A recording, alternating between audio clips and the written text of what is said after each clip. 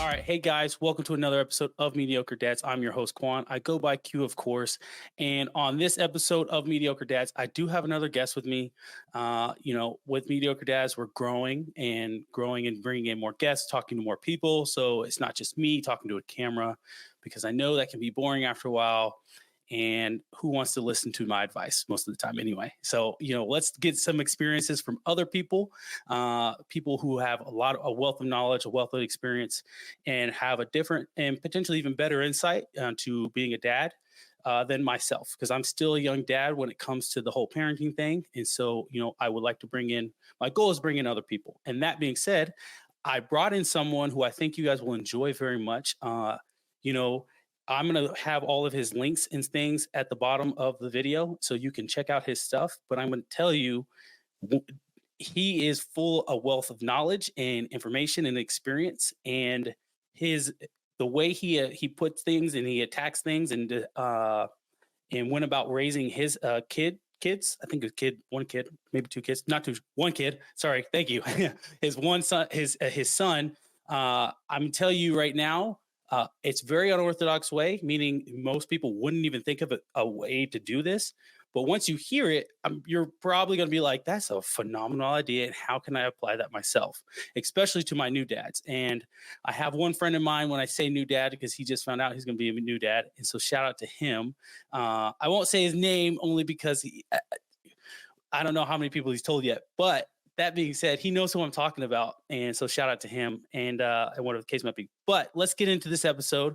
So today on this episode, I have his name here is Nathaniel Turner, but he goes by Nate. So don't be weird. Don't say someone's full name, someone's government name. Don't be weirdos, okay? We all have our own nicknames. I'm Q, of course. So with that being said, I will stop hogging the mic and I will let Nate kind of let him tell you who he is and a little bit about himself. Go ahead, Nate, take it away. Cool, thanks. So since this is a show about dads, I'm going to tell you who I am from the standpoint of two fathers, myself and my dad. So I'm the son of Tommy L. Turner. He's no longer with us in the flesh, but he's still with me in spirit. You'll probably hear about him at some point throughout our conversation, because I am an amalgamation of many people, and my father is one of those people. There are other fathers who poured into my life that you'll probably hear about, or you may hear about. I'm just going to say them now. There's a gentleman by the name of Frank McKinney. There's a gentleman by the name of Grant Turner, who is not related to me. And then there's a gentleman by the name of Judge James Kimbrough. All of them are now no longer here in flesh, but they're with me in spirit. They're fathers who showed me a way to be the kind of dad that I guess I never would have imagined that I could become, and the dad that I'm actually quite proud that I am today. And now in terms of being a dad, I am the father of a young man named Naeem Kahari Turner Bandelli. And that's my son. He's 28. He is finishing his first year of his MBA at NYU. He's finished his PhD at Carnegie Mellon last May. So he's a quite accomplished young man. We can talk about that a little bit, but that's who I am in his respect of being a father and a son. That's awesome. So your son is basically my age. I did not know that. Yes. It's funny because when among my peer groups and the people I work with, I'm old and old in the sense of how I act, and I have an old soul, if you will.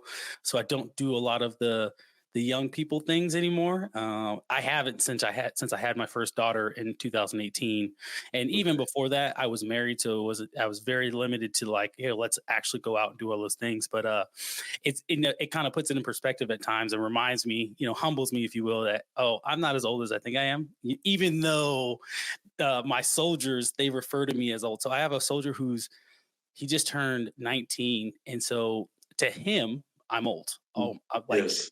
I'm like, yeah, I'm about to be 30. He's like, oh my goodness, like you're old. And I'm like, no, actually I'm not. I remember being 19 years old, what felt like 2 years ago, but 19 for me was actually 10 years ago. And that's how long I've been in the Army. And so anyway, I'm not that old, I know, but Part of me feels it. Yeah. My back, my knees, Well, they feel it. So 19 was 39 years ago for me. I'm 58. that is awesome. Yeah, Yeah. you don't So, look. I'm not gonna lie. You know what? I would say I initially I was like, yeah, he's like 50. I bet he's like 50. So you look fantastic for 58 years old. My dad is. thank you very much. He The is. bar is really low. The bar is really low. But yes, Oh really? in terms of my peers, the bar is really low in terms of my peers. Oh So man. I don't even think about anybody over 40. I'm like, yeah, I'm not in competition with y'all. 40 and younger, that's who I'm competing with. Oh yeah. Absolutely. Physically, for sure. Oh yeah. Physically, for Oh sure. yeah. Yeah. Okay. So let's start there. Okay. So physically, so you said you're 58. Your son's 28.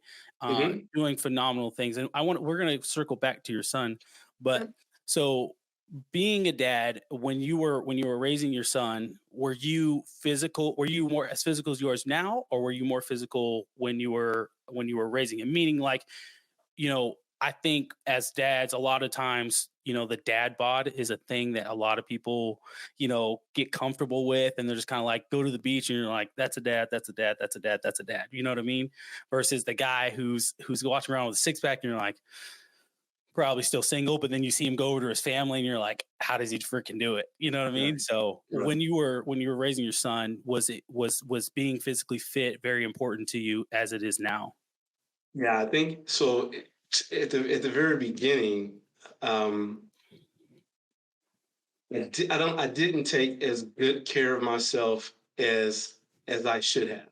So my son's born in 1995, and in December of 1999, no, it was a little earlier than that. He started playing soccer. So as a 4-year-old, he's playing soccer, and I noticed that when we would go to the soccer games, I would watch the parents, and we would all yell and scream at the children to run faster, to work harder, etc. And then I would look around on the field, and most of the parents were out of shape. And I just thought, well, this is a hypocrisy. We're Hmm. asking people to do something that we ourselves can't do. And my grandmother was great for telling me this story about the tree and the fruit. And then I refer to this a great deal, that a tree shall be judged by the fruit that it bears. Well, if I want my son to be able to run around and be in great shape, it seemed to me that if I'm his tree, that I should be able to run around and be in great shape. So I Hmm. made him a promise before December 31st of 1999 that I was going to get in the best shape of my life. And I did. By the time my birthday rolled around, which is July 15th, I'd registered to compete in my first bodybuilding contest. I'd Oh gone from wow. 211 pounds to 178 pounds on the day of the competition. And then he and I took this picture together. He was 5, his dad was 35, and I was in the best shape of my life. And so from that point on, he would not allow me to go back to being anything other than who I am now. So yeah, that's so I do that. So today I'm 165 pounds. Mm. I'm probably 8%, 9% body fat. My waist is 28, 29. Yeah, I look nothing like my peers. I'm Yeah. competing with people 40 and younger. 40 and below. Yeah. Okay, there you go. Uh, and that's awesome. So, because, like, as I mentioned, when I was growing up, it was normal for dads just to be kind of just heavier and larger, and that was just kind of acceptable because most of the dads worked office jobs, and their job didn't really require them to be physical. One thing that I picked up from my dad was he flies planes. He flies for Southwest, and so Okay. he had to be in some form of physical shape. He didn't have to be the best in physical shape, but he had to be in some form of physical shape. And I remember when I was young, he always had a pull-up bar in the garage, and it wasn't like, hey, I'm gonna go to the store, I'm gonna buy this pull-up bar, and I'm gonna do this. No, like he went to Home Depot, and there was things he put together. He made his own pull-up bar, and so when I was young, I remember we were living in Las Vegas at the time. Between myself, my younger brother, my dad, and my older brother, there would be a competition for pull-ups, and we would just be doing pull-ups. And so I remember from a young age just kind of jumping up on the bar. He'd pull us up there, and then he would let go, and me and my brother would be like trying to do it as fast as we can. No form, we're young kids. We're like 5 or 6 times. Like you don't need form. You just throw your body up there. Why not? But I remember from that point on, a lot of the things he did was he would do subtle things to stay in shape. So he would just do push-ups, pull-ups, always running. And so now fast forward, he still does those things. He still has his makeshift pull-up bar that he's made every place that he's moved. And he still does his pull-ups. He goes for it. He takes his 2 dogs for a run in the morning, and he does his push-ups. And so, my dad, physical fitness has always been important. And so I took that on, especially when I joined the military. I had to. And so physical fitness has been a big thing for me. I digressed at one point where I was 270 pounds, and it was a bad point in my life. And now I'm 220, and I'm trying to get down to 215, 210. That's where I would say I'm comfortable. If I were to get down to 180 or something, that would probably look like I did drugs. And so how tall are you? I'm 5'8". Okay. According to the Army, I'm really 5'7.5", but according to the Army, 5'8". So 270 pounds, 5'8" me. That's it's only in one place. Yeah. And it was hard to tie my shoes. It was hard to bend over. It was hard to walk up and down stairs. And so it was ridiculous, to be honest. And I had to I made a change. And so I ran a half marathon in November and all that jazz. But I won't get it because we're not here to talk about me. But with that, so what would your advice be, especially to new dads? Because I noticed when I became a new dad, that is when I told myself in my mind originally that it's okay to kind of let it go and take your foot off the gas pedal, right? But that's actually the time you want to ramp it up. But most of the time, they don't know how to play that balancing act between work, family life, and then working out, and then doing anything extracurricular outside of those main core responsibilities that you have. What would you tell to those dads? So first of all, I would say with any father that you have to have some priorities. And so I don't know what people consider to be their priorities. For me, my number one priority has been to be the best model I could be for my son. It's not been work. It's not been how much money I can make. It's not been how many trinkets and material items I could possess. My primary objective has been, how do I make someone else's life that I invited on this planet? He didn't invite himself here. I invited him here. How do I make that person's life the best life it can possibly be? And so part of that is, thinking about his life in terms of these three, what I would consider like a human trinity.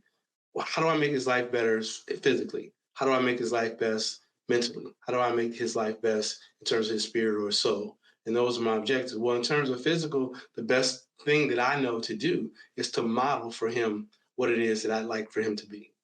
There's too many parents run their mouth and do a lot of talking, and we don't do a lot of doing. And I know children do what they see, not what you say. And so, 100%. Yeah. right.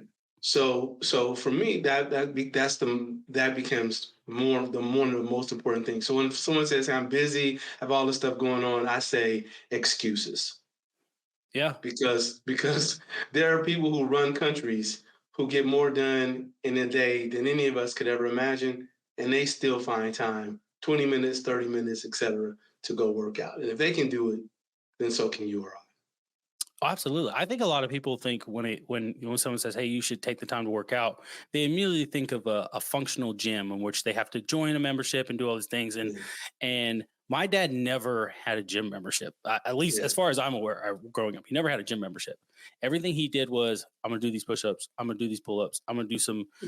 He might do some sit-ups, and then he's gonna go for a 2 to 3 mile run."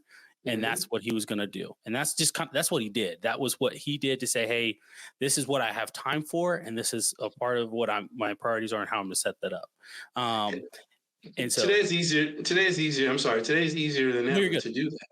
Right? Yeah. I mean, there's apps for everything. I mean, I use That's not a shout out to Peloton, but I use the Peloton app, and so I'll do 10 minutes of abs, I'll do 20 minutes of chest and back, I'll do 10 minutes of upper body stretch, and then I'll go outside and walk and jog 8,000, 10,000 steps. That's Mm. every day. And That's every day. and man, it's crazy. So how I mentioned I was 270 pounds. One of the things that drove me to say, hey, I need to change was, so my first sergeant, he's in business terms, well, he's my boss, right? So he's one of, Mhm. like, a manager boss for me. This man he just turned 38. And he is, when it comes to physical fitness, he's like peak, like, holy crap. Because in the army, if you've been in the army for over 10 plus years, and as you get towards closer to 40, most of the time what do you see is most people are kind of like, they're like, hey, my body, I put a lot of stress on my body, I'm chilling, they're getting it heavier, or whatever the case might be. He is like, he's like, heck no, I don't have time for that. And so he I emulate him because when I see him, and then I found out, I was like, hey, first I'm like, well, aren't you don't have a family and have kids? He's like, yeah. He was like, but I wake up at 4:30 in the morning. He goes, I'm at the gym by 5. He goes, I'm at formation. We have our morning formations at 6:30. And then he goes, does the gym again. And then he's like, that's what I do every day. He goes, you have to want to make time. And again, 38 years old, this man has a six pack, and you would never know he was 38, except for his graying hair. But that's the only sign. But when it comes to our PT standards in the Army, we have a score. 600 is the max.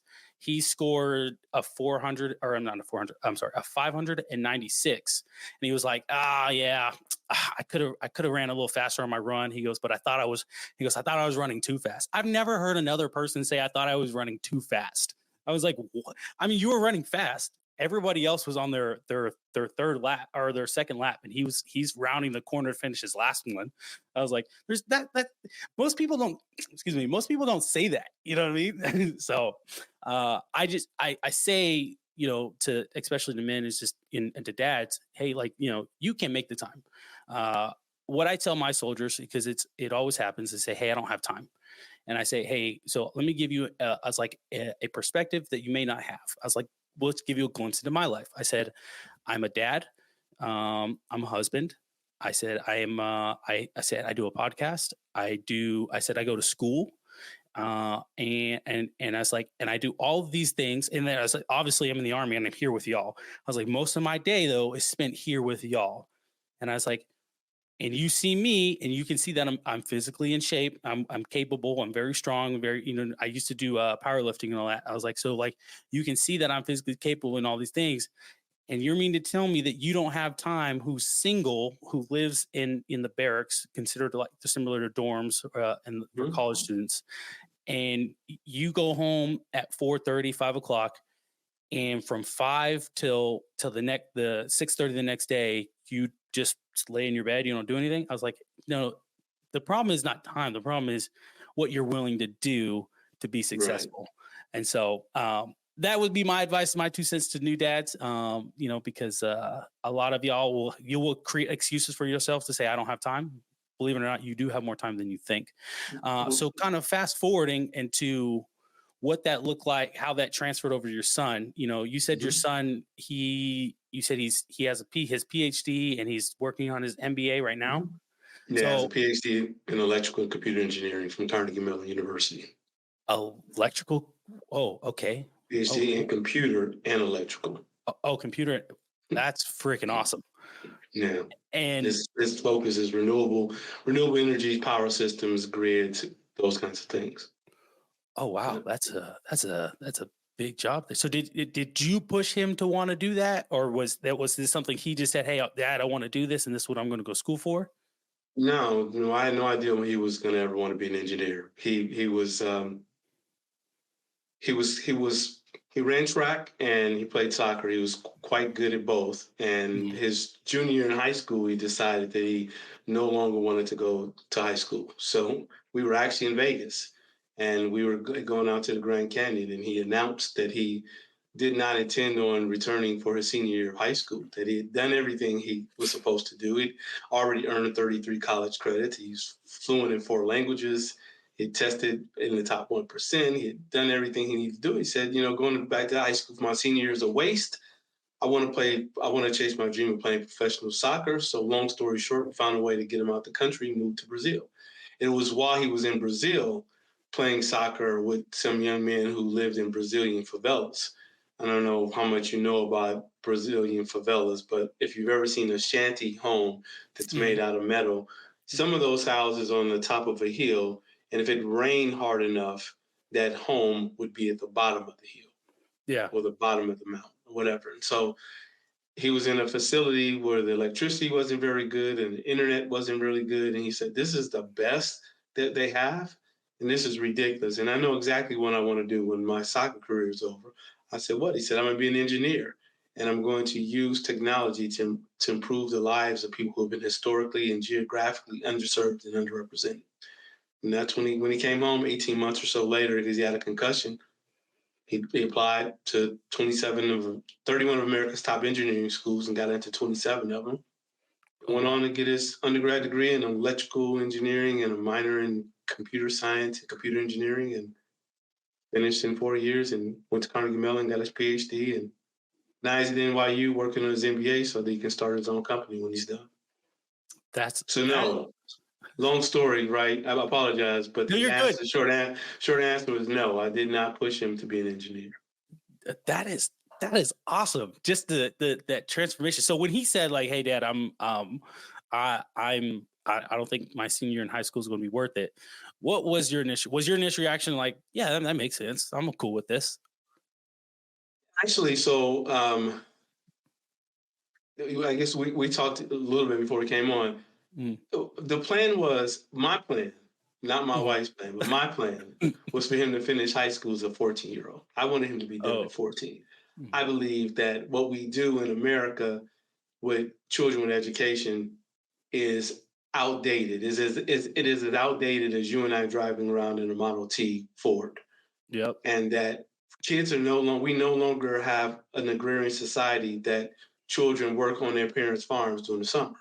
So I didn't understand why I could not have him go to school year round. And if he went to school year round, he could do 12 years in eight, Yep. in the 8 years that kids go to school. So from kindergarten or first grade to eighth grade, he could be done rather than waiting to the 12th grade. So that was my objective. So a lot of the stuff he was doing, he was well ahead. That's why I said he had already earned 33 college credits. He was taking AP classes and dual credit and those kind of things. So I wasn't completely surprised.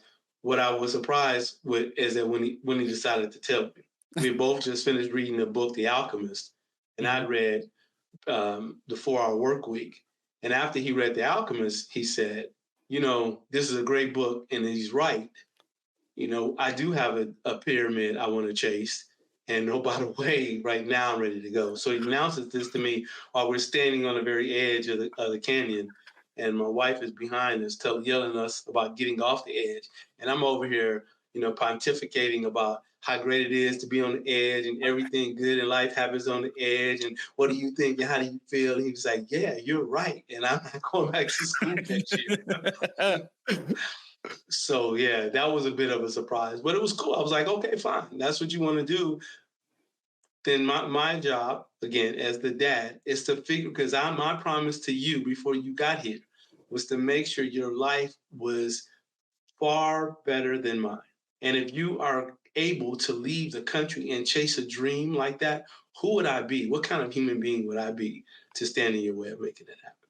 Yeah, 100%. By the way, The Alchemist is a great book. Mm-hmm. I To anybody who has never read that book, I encourage you to read that book. I actually read it 2 times because of you read it the first time and you're like, man, this is a phenomenal book. Like it put me on. It was an emotional roller coaster for me personally reading that book. Mm-hmm.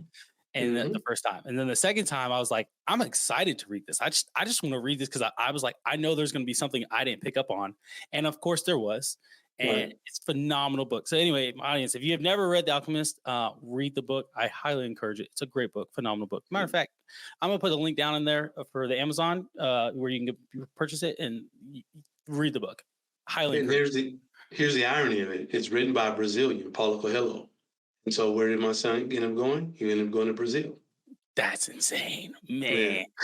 So you mentioned your son. The breakdown of hey education in America. I'll be frank with you. I agree. I completely agree that I think the education in America that we have it has been on a decline, and in the sense of that we're no longer educating kids, but we're we're forcing them to memorize things and saying we're putting something in front of them. For example, this is not a sponsorship book. I just have a book right in front of me. Putting this book in front of them, say, "Hey, read pages 25 to 50, and then we're going to talk about it, and then I'm going to test you on it, and then boom, you've read a book and you understand what this book was about and what the curriculum was supposed to be about." When education is supposed to be learning, it's a learning about a topic or something core. I believe there's core subjects, right? Reading, Mhm. math, writing, Science. science, right? Mhm. History. Those core subjects are the core subjects that kids and especially people who are kids who are being educated need to learn. And then throughout that, you kind of hone in on different if history, for example, some big history buff, you hone in on different time periods and the things that happened, the politics of what happened in there in the Roman Empire, the battles of here, the Civil War, the World War II, World War I, what led up to that, what were these countries doing, what kind of leadership do they have in these countries, whether it's fascism, oh my goodness, I'm having a brain fart right now. Capitalism, all these different isms in the political side, right? Learning all these different things and the impact they had on your country that you're in, for us, the United States, and what the United States reacted, whatever the case might be. But education is no longer that. It's just, hey, memorize this thing and boom, I have officially taught you something and you have learned something. Whether you've actually learned it, who knows? But you've learned something now. And I can check the block that you've learned something. And that's where we are. And so with your approach, and we were kind of talking about it before, you used a very specific approach when it came to Mhm. raising your son. So can you kind of go into that and explain to the audience about what that approach was and how you implemented that? Sure. So I use the approach called backward design. And the interesting thing about backward design is a tool that educators use to create a curriculum for a school year, but it is not a tool that educators use in the education of students. Mhm. So let me, if I can, I'll unpack it a little bit. So Yeah. what education says, hey, if I need to teach a class of sixth grade math, I'm going to backward design the sixth grade math course so that maybe I'll teach, they're not going to teach 100% of sixth grade math, but let's just imagine that they would. They would design the curriculum so that at the end of the school year, they will have completed all of the things you need to know for sixth grade math. And so by design, you would start at the beginning to work your way towards the end. I tell people it's a lot like a GPS. You're outside of San Antonio, and I'm outside of Indianapolis. And if you and I decided to meet in Vegas and we were driving, I would never do this. But if we were doing this, I would need a GPS to tell me how to get to Vegas. You might not, but if assuming you did, you would plug in the destination. Our destinations would be the same, but our routes would be different. Yeah. That's backward design. So for my child, what I wanted to do, because I was a law student at the time and was unemployed, was finishing my last year of law school, did not have a job, was at a decent school, but not a great school. And by great school, I mean schools that people say the name of the school before they say your name. See, if I had gone to Harvard, you'd have said, hey, tonight we have Harvard alum, Nate Turner. Hey, tonight we have Yale alum, Nate Turner. But you didn't say that, right? It's cool because I didn't go to one of those schools. But I thought, well, what if? What Mhm. if I could help a child so that when the child got to be in my situation, the child could have gone to one of those schools? So we wrote Harvard and we got an application from Harvard and used the application from Harvard to backward design the child's life. Just like what the educators do with the sixth grade math class, our end goal was to make sure the child could meet the academic qualifications of Harvard. Again, I wanted to do it by the time the child was 14. My wife thought I was crazy, but I think if you talk to her today, she would say, no, he's right. But I wanted to, no, she really would. I wanted we wanted to backward design his life so he could meet the academic qualifications of Harvard. Mhm. And so everything we did from the moment that we learned we were going to be parents to the time that he decided to pick and choose a school was about making sure he could meet those qualifications. Wow, that's awesome. And so, during that, right, Mm-hmm. was Mm-hmm. there? I mean, I imagine there were times where it got pretty not say hard or difficult, but like I would say roadblocks. You might have hit you may have hit certain roadblocks.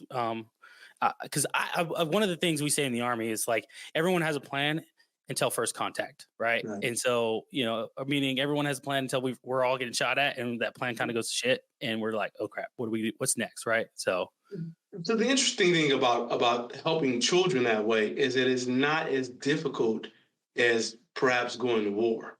It's yeah, not. It's nothing like that. So if I say I want my child to get to Harvard, meet the academic qualifications of Harvard, I can't tell you my child's going to attend Harvard because Harvard is only going to accept 3% of the applicants. So I have no way of guaranteeing that. But what I can do is guarantee that the child will meet the academic qualifications of Harvard. If Harvard says you need a 1450 on the SAT, okay, cool. We can make sure that happens. If Harvard says you need a GPA of 3.8 or whatever, okay, we can make sure that happens. If Harvard says, we like it when kids can speak more than one language or do care about something greater than themselves, those things are doable. Okay, so now you have an infant, or you don't even have an infant yet. You now have a child and it's in the womb. Now you have to say, okay, well, what do we do? What is the science around helping to develop a child's brain while the child is in the womb?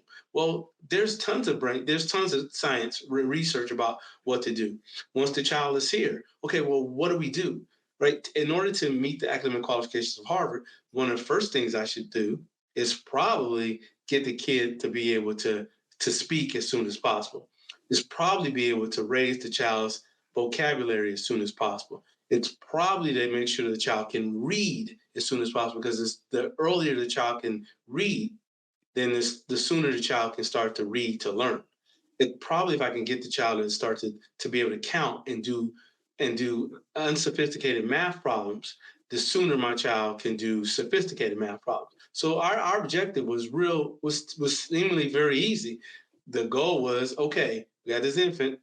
First thing we got to do is we picked up some books. There's a guy named Glenn Doman. I would encourage any of your expecting fathers or new fathers to pick up a series of books. They're called How To. So it's like how to teach a baby to read, how to teach a baby to do math.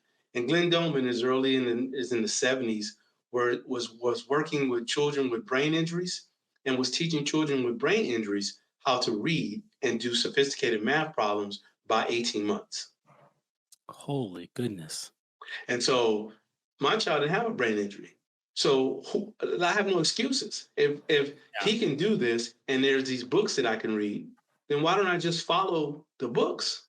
Like I'm not like it doesn't. I'm like I don't have. It's not. This is not brain science. So I bring home the books about how to teach a baby to read. We open the books. It says, hey, one of the first things, get big picture books. Get big old picture books, and in the picture books, describe everything that's in the book. While your baby's laying on their back, say everything that's in the picture.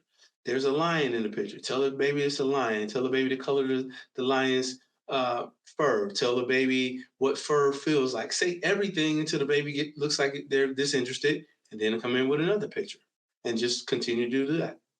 Q. After the first 2 months of doing that, Naeem spoke his first words. Holy. What was his first words? Do you remember? His first words were "Daddy." And so I told my mom, and she said, "Oh, it just sounded like he said words." And I said, "It just sounded like you said words too then." So, but 10 months, at 10 months, he was speaking in full sentences. And when I say full sentences, it was like, "Good morning, Daddy. How are you today, Daddy? Daddy, I want pancakes this morning." And my friends would come over and they're like, "What is going on?" By one, he had his own computer. So we just kept upping it. Okay, so we took him at 2. He starts to learn to read. We had him tested for his vocabulary. His vocabulary exceeded that of a 9-year-old. He was A 2. 9-year-old at 2 years Yeah, old? at 2 years old. Because here's the thing we never did. We never did any baby talk. I had to increase my vocabulary. See, because if you're going to talk to the child's going to hear what you say. If all I can ever say is, well, have a great day, and instead of saying, hey, have a magnificent day today, son. Hey, today, dude, have a stupendous day. Like the more I raise my vocabulary, then the child starts to raise their vocabulary because you're pouring into them. Too often, we talk down to children Mhm. as if we have to speak some baby. No, no, no. The brain is an incredible muscle that the more you can pour into it, the more it can absorb. And the first 3 to 5 years of a child's life, that's when the brain is at its absorption height. So you just keep pouring more things you can into the baby. So I did that. And then as a 2-year-old, he walks to the mailbox with me. He asked me for mail. And I said, man, there's nothing good in the mailbox. And he said, I want mail. So then I started writing him letters. And from writing him letters and greeting cards and greeting cards and postcards, that's how he learned to read. And I never wrote him as a child. I wrote him as if he was 28, 29, 30, 40, 50, 60. I didn't write him as a 2 or 3-year-old. I wrote him as a 22, as a 33, as a 45, as a 56. I didn't write him as a child. So what he was reading was more advanced. And then when he developed an ability to read, then he loved the comic books, or he loved the comic book characters that were on TV. So I started buying him comic books. And I didn't know it at the time, but graphic novels have a vocabulary level that's significantly above any childhood book he was reading. So that just further enhanced his vocabulary.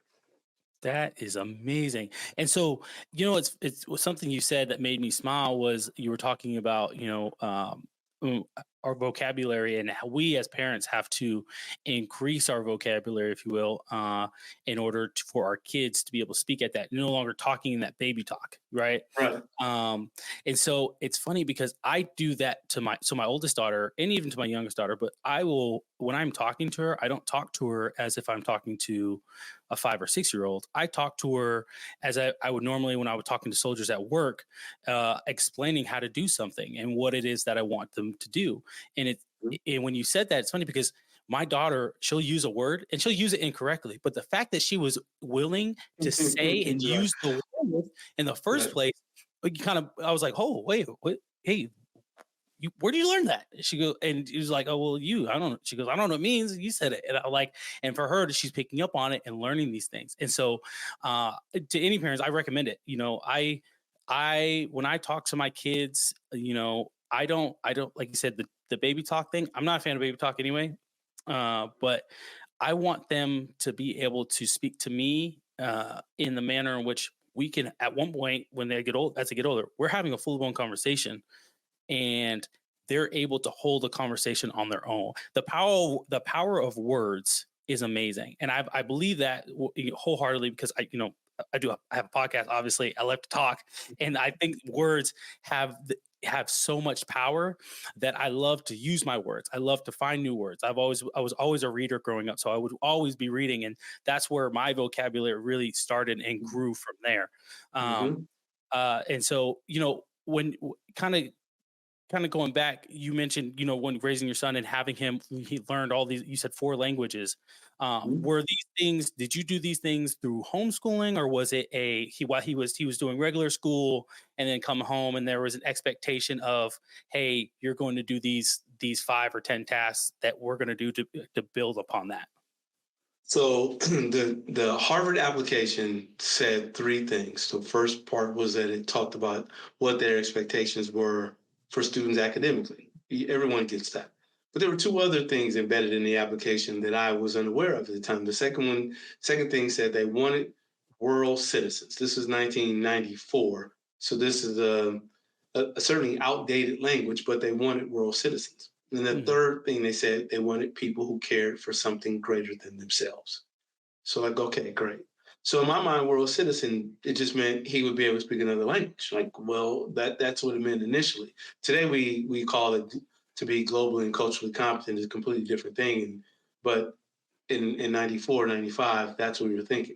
So when I have books, I figure, and then when he started using the computer, I figured, well, here's an opportunity to expose him to another language because the science is clear that,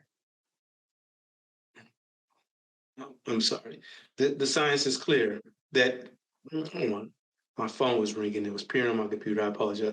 Oh, you're good. The science is clear that if you're going to learn another language, you're better served to learn the language when you're a child than you are to try to learn the language when you're an adult. So when we got him a computer and we got him software, or even when we got him books, we would read. Now I could speak a little Spanish, un poquito. I could speak a little Spanish, but for a child, I could speak enough Spanish to introduce Spanish to the child. So if I said hello, Naim, I could say hola, Naim. If I said, good morning, Naim, I could say um, um, buenos dias, Naim. So I knew enough to say some basic things. When we introduced him to his first computer, we got software, and we would get the software in English and in Spanish. And so it was Jumpstart and it was Reader Rabbit. Like we didn't have any of that sophisticated stuff. It was CD-ROMs and et cetera. But interestingly enough, Q, he had a daycare provider. Her name was Daisy. And one day with Daisy, we picked him up, and she says, "Does my baby know Spanish?" This is what she said. He was her baby. "Does my baby know Spanish?" And I said, "I don't know. Does he?" And she said, "Yes, he does." And so, like, it dawned on me that the things we have been doing, and I should backtrack. We bought language tapes. So we had language tapes. We had language tapes in Spanish, Italian, German. I don't know what others. We had a number of tapes because I worked for Macmillan McGraw-Hill School Publishing my last 2 years in law school, and they gave me all of this stuff, and I couldn't figure out why they gave me all of this stuff. But but eventually, when I had this baby, I'm like, okay, cool. So while my friends would play with their children would play lullaby and good night, all that kind of silly stuff, I would put the language tapes in his crib and just turn them on and leave the room.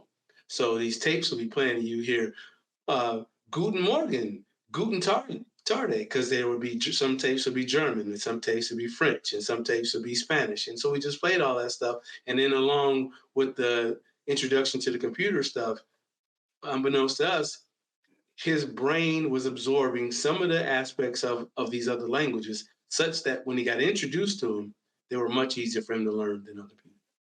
That's awesome, man. I will tell you, I want my kids to. Well, I'll be very. I'll be honest. So how you raised your son, and the success that he has found, and the foundation that you built for, or that you had for him to get where, or to help him get where he is what I aspire for my kids. And I want my kids to know a few languages.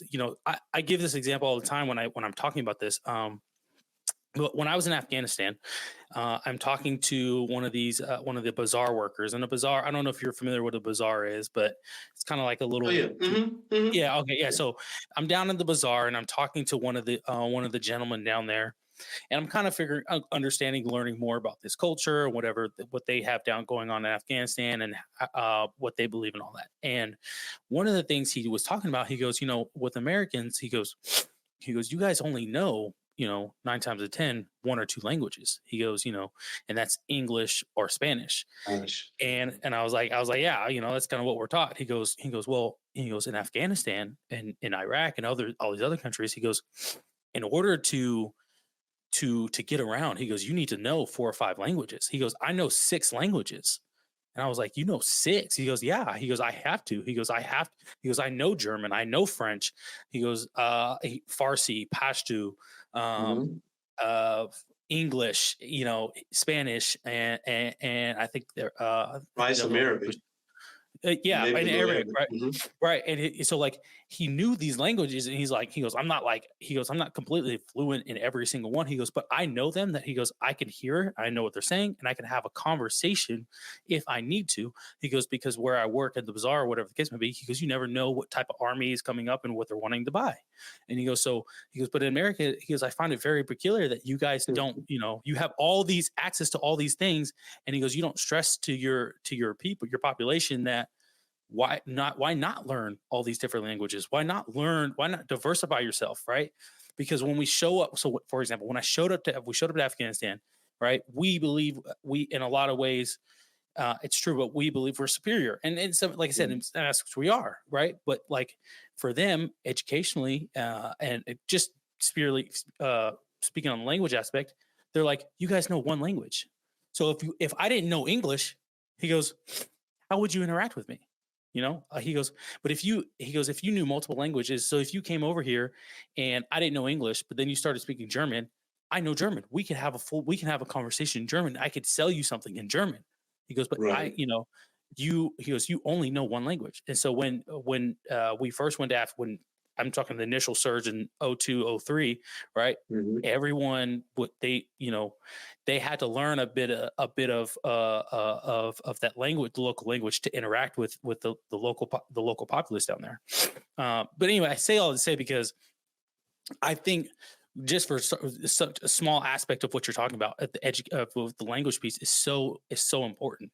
And so as you continue to progress and you're doing these things and your son's learning learning all these things, um, did you get to a point in early on? So when I would say like fifth or sixth grade, that you really started to see um, the fruits of your labor, if you will, right? Obviously, he's the one putting the effort in, right? But the Yeah. foundation again comes from you and your wife. So did you start to see it in early on in fifth or sixth grade, or was it not until he was growing? You're like, oh, it did work.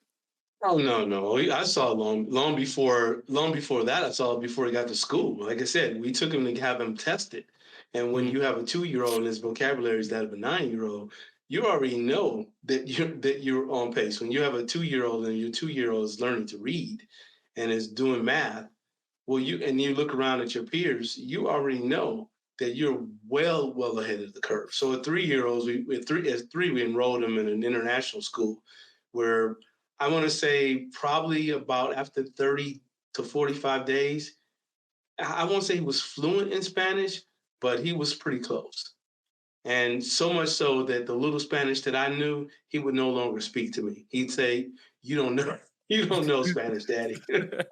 I was like, "What?"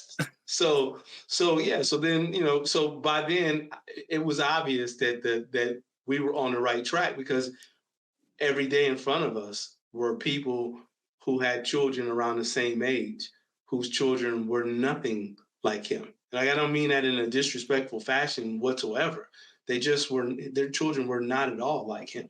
And so the further along he went, the bigger the gap became. So now you speak Spanish and then you learn French. And then you're a seventh grader and you enroll in high school and your friends are seventh graders, but you are freshmen in high school, right? So every where you went, the gap just got larger. To some people initially, they thought, well, they would say stuff like, "Man, y'all pushing him too hard." And the truth of the matter is, I wasn't pushing him anymore. In fact, I would say he doesn't ever know what it means to be pushed because this is yeah, just how he's been raised. Like just normal. this right. The goal was, hey, you're going to be intellectually ambitious. I'm going to teach you based on the Socratic method. We're going to ask questions. We're a family of inquiry. You're going to be globally and culturally competent. Why? Because you're not going to be the young black man who walks around and thinks that people should only be responsible for knowing your history and your culture, and you don't know about anybody else's history or culture, and you can't speak another language. We're not going to do that. And then the third element was you're going to live your life in the present the way you hope your life story to be written in the end. And in order to do that, you have to care for people more than yourself. You have to do things demonstrably to show people that their lives matter as much, if not more, than yours. So that's been his entire life story from the beginning to now. And that's awesome. So would you, obviously it worked and it worked for your son. It worked for you guys. Do you push this method to other parents, to younger parents, or is it kind of like, hey, this is what I did, you can figure out what worked for you type thing? No, no. So to say push would be that's a little strong. No, I'm not pushing, but I do tell people Encourage. that yeah, I do tell people that it's available to you, and that I think it's a much better approach than what most people are doing. Look, Q, most children are parented by people who love them, but have no clue about what they're doing. I always Hmm. say this: most parents know more about putting a car seat in the car than they do about the people that they put in the car seat. Yeah. Most parents will tell you, there's no manual for it. But anything else that you have in your house, everything else in your house that you value has a manual. You're not gonna pay a lot of money for a television without having a manual. You're not gonna get a washer and dryer without a manual. You're not gonna get a refrigerator without a manual. You're not gonna get an air fryer without a manual. Anything you bring into your house that you value is gonna have a manual, except the child. And so who's responsible for creating the manual? You are. Because the world is not going to create a manual for your child. Because we've been waiting for thousands of years, and everybody who has a baby says the same story. There's no manual. So I tell people, create your own manual. And the manual begins by me asking you, if the world were perfect and you could have anything you hope or dream come to fruition, what would you hope and dream for your child? And then we work backwards. Yeah, that's awesome. So I wanted to ask. So then, you lay all this out and you kind of give this explanation of what you did, what you and your wife did to raise your son to be the young man that he is today. Um, and in your cards, obviously, me and him are the same age. I don't mean to make it sound like I'm older than him, um, but with you, I watched your TED talk, and we were kind of talking about it before, a little talking about it beforehand a little bit. I highly encourage you guys again, watch his TED talk, and I'll put all the links in the description below, so you can find this. But in that TED talk, within the TED talk, you mentioned, when your son was born, you talked about his cone head, and then you mentioned when you kind I did, it's funny because my daughter, she came out the same way, and with a cone head, and I just real quick. So when she came out and had the cone head, I sat there. In my head, instantly, I was like, "Is she gonna be like that forever?" and so, obviously not. But I was naive. I didn't know at the time. But I did not think that was funny. But you mentioned, when you brought your son home, and then you went to hand your son to your dad, and Yeah. he was like, he kind of put his hands out, and he said, "No, don't. Uh, have him come back when he's 21."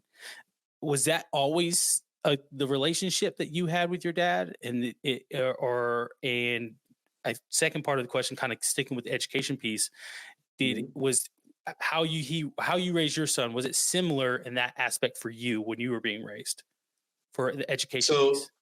sure. The first part of question, was my relationship with my father always tumultuous? Yes, it never changed. Mhm. I probably saw my father before he passed over a 20 year span, maybe 4 or 5 times, Oh wow. and my son never got as much as a. That's not true. His very first birthday, I believe, my grandmother and my father combined sent him a birthday card. But outside of that, nothing. He never received anything. So my father almost did not acknowledge that he had a grandson. Now, what he said to other people, I don't know. But to me or to my son, the relationship was tumultuous at best. In terms of how I was raised academically, it's interesting because I'm the first person in my family to go to college. My mother and father both finished high school, but their parents, my grandparents, I don't believe any of them finished high school, and some may not have finished any higher than the sixth grade. So there was not a there was no model of what education looked like in my household. My parents did tell me they wanted me to go to college, but they didn't have a process for helping me to get there. Yeah. Oh wow. And so with that, with your relationship with your dad being what it was, so he, he was there, I imagine, obviously when you all through your life growing up. Mhm. And was that his method of raising you into a man, if you will? Or I do air quotes as a man, right? Because I think a Mhm. lot of people like to say a man is this, and I think Mhm. a man is so many things, right? Like Right. you can do so. It's basically saying you're capable of so much more than just saying I can go to work. I can go work a 9 to 5 and make some money, and boom, I put food on the table. You're so much more than that. And Mhm. so, with that, was your do you think, at least, I don't, because I don't know if any personal conversations you have with your dad, that was just his model, his way, his Harvard way of saying, like, this is what I think, raising a son looks like. So I'm gonna date myself a little bit now because we've been talking about how young you are. But so Q, I was born in 1965, Mhm. and 1965 is significant in that 1965 I was born in July, and I believe Malcolm X was Yep. murdered in February or March. I get the dates confused. I think it was My March. parent of 1965, my father wanted to name me Malcolm. Now, my father was born in 1941 in Alabama. So that would be Jim Crow, Alabama, where he did not have a relationship with his father. And so in 1941, when my grandmother was pregnant with a child and she was 15, as you could imagine, um, that did not go over well with the family. It did not play well in Black Christian homes in 1941. So my father never had the experience of being raised by a father. So everything that he tried to do was what he thought a father or a man should do. Whether or not that was good or bad, all he could imagine was that he should make sure that I was hardened like a Malcolm, like I was Mhm. hardened. And so the putting his arms around you and telling you he loves you and confirming who you are and affirming who you are, that wasn't part of his process. His process was making sure that, as he would say, if a man wants to eat, a man has to work. That part he can tell you how to do. But um, some of the other warm and fuzzier things that I would do with my child, he would never do. And do you and I don't want to say ask this question and it means No, to he asked attack it. you No, or your ask. dad, but do No. you blame him? Do you have any disdain, if you will? I don't want to say hate, but do you have any, disdain in your heart for the fact of, like, hey, do you wish he would have done those things, or are you glad in some way, like, hey, I'm glad he raised you the way you did because you wouldn't be the person you are today. Man, I don't have any disdain for my father. I love my father. My father, while we did not speak, I mean, I would give almost anything if my father and I could have a conversation. I Mhm. am There's so much of my father that is in me, and there's so much good about my father that maybe I didn't understand until he was gone. It's an Mhm. interesting thing that happens when parents are no longer here. The things that they did to harm you, they can't ever do again. So it's up to you now to decide how you're going to interpret your relationship with your parent. My father can't harm me. So now it's on me. Do I spend the rest of my life being mad about what he didn't do? Or do I find value in the things that he did, even if he didn't do them as well as I would do them? I now know how to do them better only because he did them poorly. So no, Mhm. I got nothing but love for my father, and I would not take back or change anything. Because to change anything, then I don't know that I'm the father I am for my son today.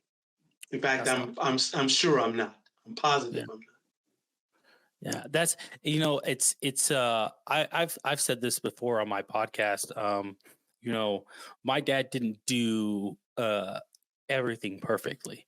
And the first thing I always tell people is I'm glad I had a dad, so my I told you before, so me and my twin Mhm. brother, we were adopted when we were two. Now, my birth parents were 15 when they had us, and so at 15 years old in 94, trying to raise two twins for that matter, right?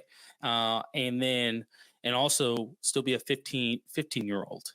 There was a lot of learning that had to happen immediately, because now they Mhm. were responsible for the future of these two young people, and unfortunately, it didn't work out, and boom, we ended up being adopted.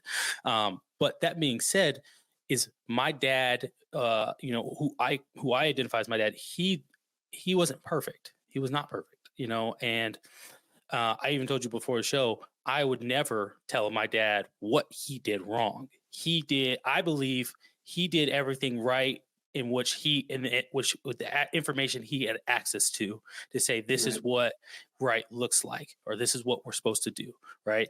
And so, I think a lot of people are so quick to want to shame their parents for the things they didn't do, or the things they did do that they thought were like, why would you do that to a child, or how could you do that to a child, right? In many regards, but you know, uh, give credit to our parents in a lot of regards. Is we live in an age where we have access to our phones and technology so easily that we can look up how to make an apple pie. So in less than 5 minutes, where like our access with our phones, our computers, whatever the case might be. Right. And so, but our parents' age, or like my parents' age, right? Like, didn't have access to that. If you wanted an apple pie recipe, you better hope that your mom or your grandmother had the recipe that they passed along to make the Right. apple pie, or you kind of had to trial and error and figure it out yourself. So I would never. Written on an index card. The recipe would have been written on an index card. Yeah, Yeah. exactly. Mhm. Or the home phones to call grandma and be like, "Grandma, what was that recipe for your apple pie?" Right? You know what I mean? And so, Mhm. I never disparage my parents, and I don't ask the question to say like, "Hey, I hope your answer was that you had disdain for your father," right? No. In the army, we have the saying, right? You can learn. There's so much you can learn from about being a leader, from good leaders and bad leaders. Good leaders, obviously, you want to take away everything that they did right, and everything that you definitely feel they identify they did right. Bad leaders, you want to say, okay, I now know what not to do, or how not to be a leader to soldiers in that way. And that is one of the things in which, whether it's parenting, being a leader, or the case might be, I think all of us can learn from. And so I think that's phenomenal. Thank you so much for coming on here, telling your story. I really appreciate it. I, like I said before I started the show, like I just want to say, like that TED talk you did, I jealous in a good way, because I want to be on a stage like that myself, and having the impact that you have, and being able to articulate yourself in a very professional but easy way for people to understand and really take it in. I think it's phenomenal and great. I know you said the TED Talk's old, Thank you. and you have a It's lot of all. more stuff out there, and but you've written 6 books. I think that's freaking Mhm. awesome as well. My fault. I didn't go over that at the beginning. He's written six No books, guys. worries. Two of them with my son, and my son has written four. 10 books in So I've total written right here. So we're I've, out here just I've like, written 2 books with him. We've written 2 children's books together called The Amazing World of STEM, and also we have an illustrator. We consider her part of the family. Her name is Kiva Richardson, and Kiva does all of the work to bring the story alive. But yeah, we've written two children's books. He's written a book called What Are We Going to Do Today, in an English and a Spanish version. 52 weeks in a year, and it's 52 things parents can do with their children each week for little or no money. But he wrote that when he was a freshman in college. that is awesome. Well, I'm gonna go ahead and say, hey, we have had a great episode. I'm going to let you finish, of course, and let you, if you have anything else that you want to put in the audience, piece of advice, something you want to put out, I'll let you do that. But before we go that, hey guys, I'm Q, the host of Mediocre Dads. We do a podcast every week, at least we try to. Obviously, Army dependent, but more episodes are coming. Obviously, more people like Nate are going to be on the show, and If you enjoy this episode, please like, subscribe, and comment below what your thoughts are, things, questions, whatever the case might be. Again, all of his stuff will be in, all of his information will be in the description, so you can reach out to him. But Nate, is there anything you would like to say to the audience? Leave a piece of advice before we go. I do. So the first thing I want to say, three quick things. One, I want you to send me your address. I'm going to send you all the books. So that's one. And I guess 1 and 1A is that if there's anything I can do to help you as you progress with your children, certainly with academic and anything, I'm gonna hold you accountable to reaching out to me so I can help you with that. Secondly, I want to tell you I'm grateful that you found some value in having a conversation with me. I appreciate it. You could have anybody in the world to talk to, and you chose to talk to me. And so I don't take that for granted. And then thirdly, I want to say to every father, every new expecting an old father, to take this word seriously. And that word is who. I believe who is the most important word in all the human language. But I don't think we spend enough time talking about who. We hear people talk about why, that we need to know our why. I don't care about why. I think why is transitory. I don't think we should waste any more time talking about why. We need to talk about who, and that is who you want to be when your time on this planet is up. Because when your time on this planet is up, those people you call children are going to tell who you were. See, I love to tell people this, that I'm the greatest father in the whole world. And if you ask me that, I say that's who I am. But if you say, well, what does your son think? I say, well, I believe my son thinks I'm the greatest father in the whole world. But if you met my son and my son says, you say, well, who is your dad? And you say, man, he's a jerk. You know who I am? I'm a jerk. And too often we're evaluating ourselves and judging ourselves by our lens instead of the people who call us dad or father. So I want you to be really conscious about who you are, because one day those people are going to write your obituary. They're going to give you a eulogy, and they're going to be responsible for putting the last words that appear on your tombstone, your epitaph. So just be really mindful about who you are. That's awesome, man. Gems, guys, listen, I'm telling you, watch his TED Talk, you'll see where it comes together, but then you'll see all his other stuff, his books and all that, and you'll see it all come together. Like, I'm telling you, it's really phenomenal, really a lot of experience and knowledge here. So thanks you for joining us, Nate. I really appreciate it. And hey guys, as usual, I'm Q, and another episode done. Mediocre Dads out.